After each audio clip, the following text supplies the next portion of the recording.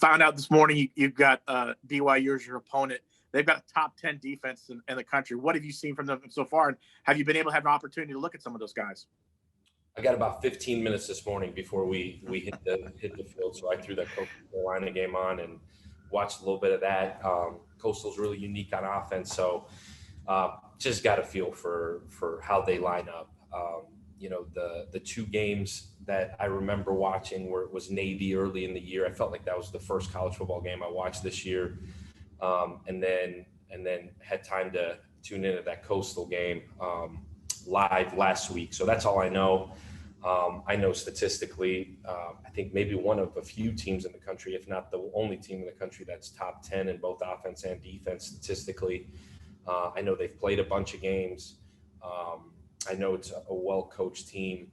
Outside of that, I don't. We got word, and then, like I said, I flipped on a game real quick, and then came out to practice. So really excited to get off here and get going on it.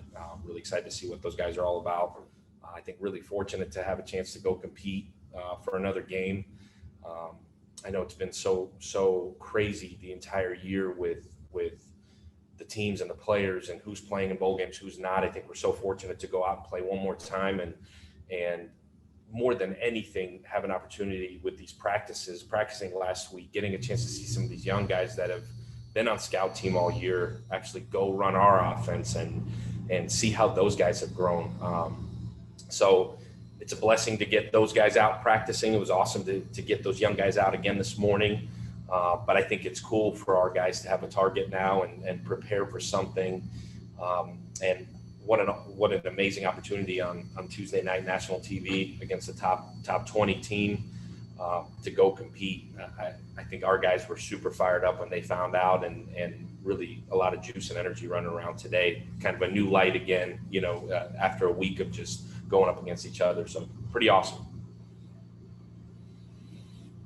Coach, obviously you started practice last week, did not know who you were going to play. What was that like? What did you kind of focus on in those early practices? And I did notice that you had time to do a little bit of fun stuff. I saw the social media clip of some of the big guys lining up as receivers and whatnot. Can you kind of talk about what the practices have been leading up to this point?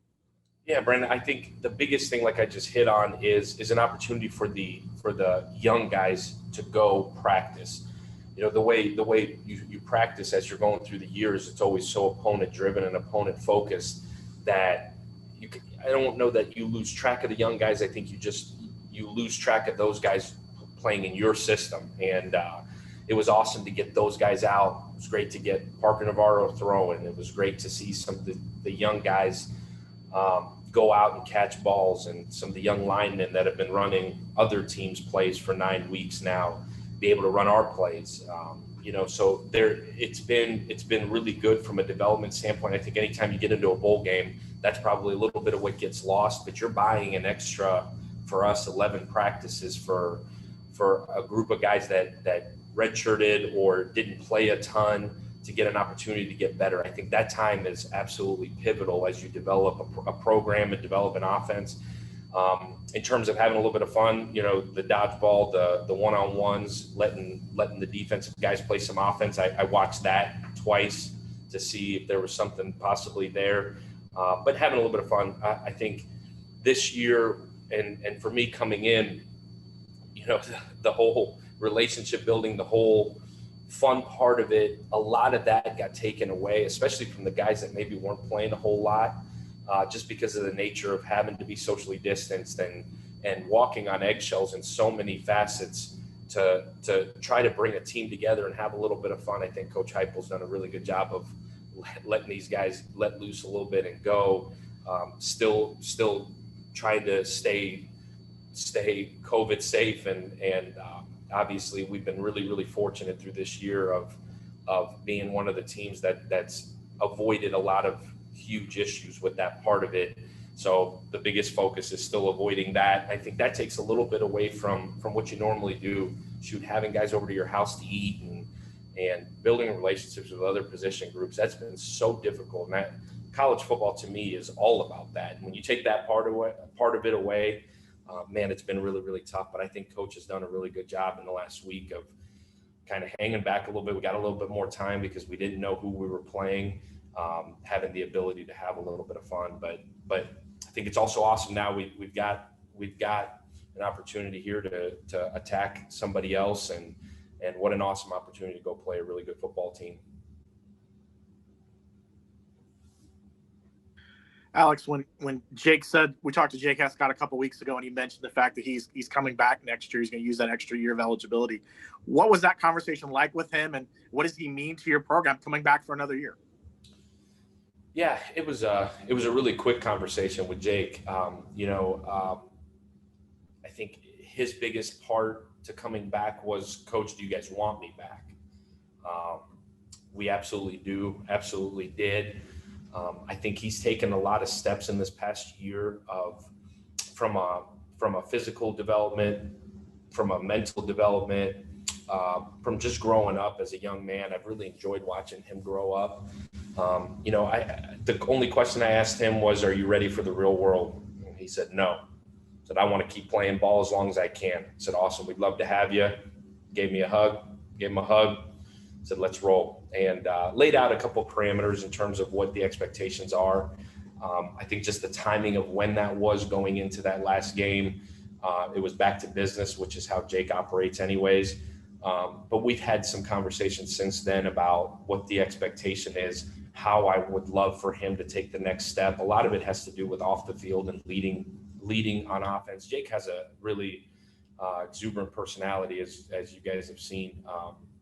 So he has the ability to lead. He's done a good job within our group. I think the expectation now is that he leads on this offensive side of the ball and the football team. This is going to be his 6th year of college. He's seen it. He's been through it. He's been at another program. So the expectation is that he leads both by example and verbally, and he's got that ability. He's got a personality to do it. And he's got to take the next step as a football player as well. He's got to get really strong. He's got to continue to develop as a route runner. Based on what we lose, he's going to have more and more opportunities in terms of the passing game. But I'm really proud of where he ended up this year. Obviously, we got one more. Did an awesome job. Was his biggest season in terms of staying healthy. And that's a credit to him and a credit to our medical staff and our strength staff, that he was physically ready to play through all the adversity that those guys faced. But I couldn't be more proud of him, couldn't be more excited to have him back. Got some other guys coming in that will happen officially on Wednesday, and continue to develop that position within this offense is going to be huge, and Jake's a big part of that. Coach, with this season almost done, when you look back on this season down the road, how many years ever, what are some things that will stick out in your mind that you will always remember about this weird 2020 season? Yeah, Brian, for me, probably even more different, just because it was my first year coming in. Man, just the ability to overcome adversity. We talk a lot about adversity's coming. Well, there was a period of 4 months there where it came every day. So just the uniqueness of how we've had to handle situations. I think it's really showed, around the country of the programs. And I said this, I remember saying this in August, that the cultures that are really strong, the young people that are bought into their programs, those teams will, at the end of the day, be able to survive it. I'm really proud of how our guys have handled it. I just mentioned it, that we haven't had, knock on wood, a ton of issues. Guys have really respected this bubble, respected their teammates. But the issues you've dealt with as a coach, I think have been extremely small compared to what these guys have dealt with as players. I think just the fact that they haven't been able to be regular college students. They haven't had whatever it is, 50 some thousand students on campus. They haven't been able to be normal college students, just interacting with everyday college students, interacting with teachers. All their interactions have become different. And it's been that way across the country in every facet of life for everybody. But I think the expectation for an 18 to 22-year-old is that they come to college, they enjoy the social part of it, they get to play football. And I think when you take half of that away, it's tested their true love for football. It's tested their true love for their teammates. And I think it's been a huge challenge across the country. But I feel for these players. You know, our families, our everyday lives, we spend a lot of time sitting in a room and game planning. I don't think we've had to deal with what these guys have had to deal with. And the guys that have gotten it, whether it's COVID or the contact tracing part, I mean, you can imagine being an 18 or a 19-year-old and having to sit in your room for 2 weeks. I think obviously there's worse things going on in our world, but I think what these young people have been prepared for culturally, that's been absolutely terrible for them. And you know, from a mental health standpoint, from a physical standpoint, I think just being able to overcome and having the ability to go play football, been totally crazy for these guys. And they've tried to be positive. We've tried to be positive as coaches, but I think the way the players have had it is way worse than anything we as coaches or grown-ups have had to deal with. So I give these guys a lot of credit. They've hung in there.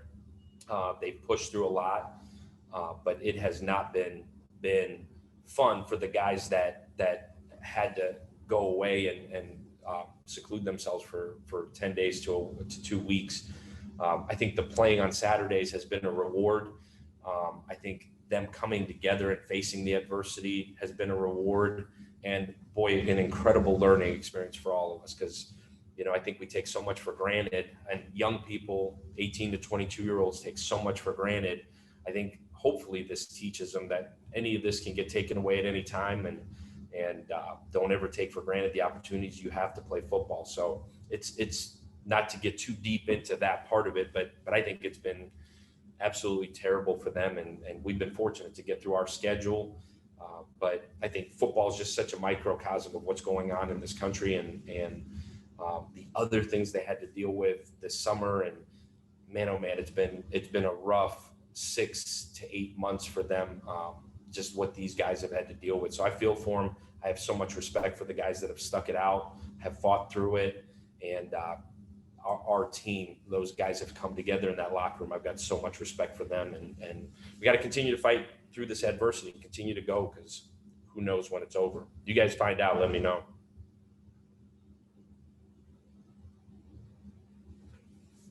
Alex, you mentioned this a little bit earlier with the early signing period on Wednesday.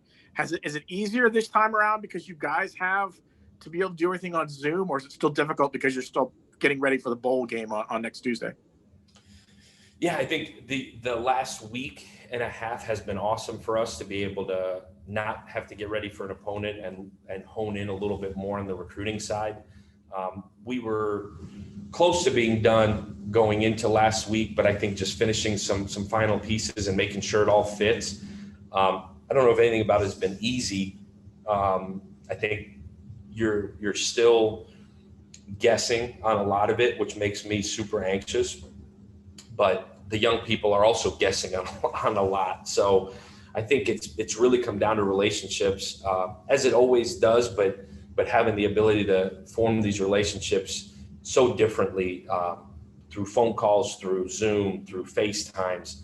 I think this class, more than any other class, you've put a lot of trust into high school coaches and junior college coaches, of people you know, because there's some of these guys you've never seen, and you're taking a lot of people's words and have looked at a lot of pictures sideways and tried to see how big somebody is.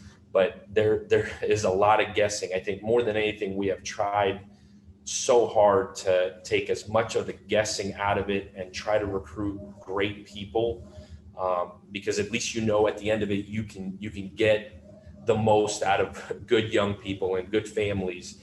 But there's been nothing normal about it. It's been really quite fascinating. Obviously, you wish you can get out in December and see some of these guys and get around and ask a lot of tough questions to a lot of people that are involved in their lives. Not been able to do that. You've had to do that over the phone. Again, I think it goes back to relationships.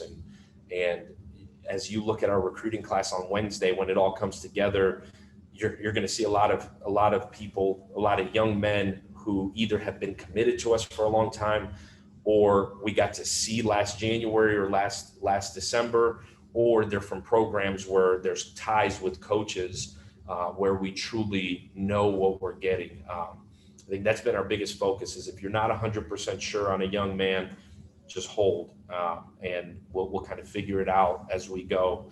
But there's so much coming into this college football world here in the next couple of months with the way the transfer policy is going to change and all these things that I think we've tried to make sure, as long as we're sure on a young man, we want them here, they want to be here, we're going to sign them. I think if there's a ton of question marks, we're going to kind of hold and make sure we're getting the right guys here.